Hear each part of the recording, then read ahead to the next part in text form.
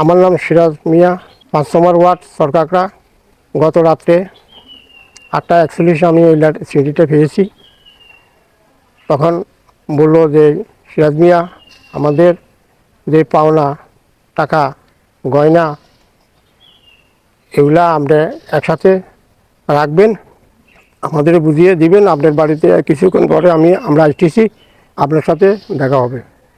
যদি আপনি সিরাজ মিয়া, যদি ওই জিনিসটা আমাদের মতামত যদি আপনি ভেঙে যান, তখন আপনার ছেলে, আপনার বউ, আপনার নাতিন আমরা নির্যাতন করব। আপনার ছেলে ওর করে দুনিয়ার থেকে বিদায় করব। আপনি এই কথাটা মনে রাখবেন। প্রচুর রাত্রে 1টা 20-এ আমার বউ ওখানে বাথরুমে গিয়েছিল।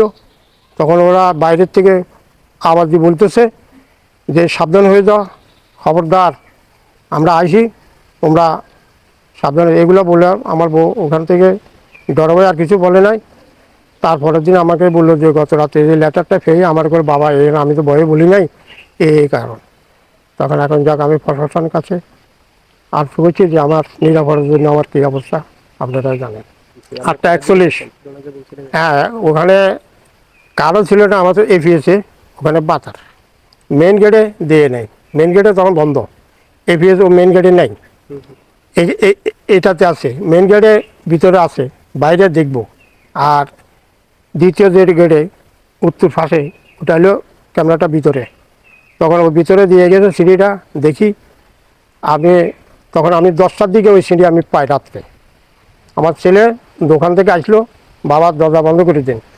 তখন আমি ওই গেট বন্ধ করছি, দ্বিতীয় গেটে আসিয়া সাইলেন্ট। তখন আমি বললাম যে এখন কত আমার হচ্ছে আমিরেরা হচ্ছে সিঁড়িপত্র দিয়ে দাওয়াত দিবে জন্য আমার ইসলামিকের দাওয়াত করানো যদি আমি যাই। আমি পড়লাম, পড়িয়ে আসন করলাম, আমার ছেলে বুকে ডাকলাম, দেখো।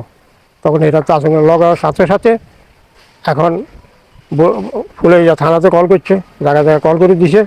তারপরে এরা কইছে আপনারা থানাতে আসেন, কিছু লোকজন লইয়া। তারপরে এরা কিছুক্ষণ পরে এরা গেছে, যার পরে এরা ধরনা 2 গ্রুপ আইছে।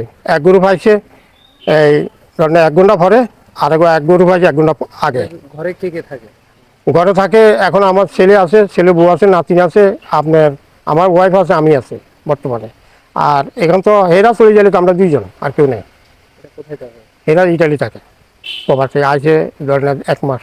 ওইসে আমার ছেলে 3 মাস আর 13 দিন আছে, এখানে 48 দিনের ছুটি।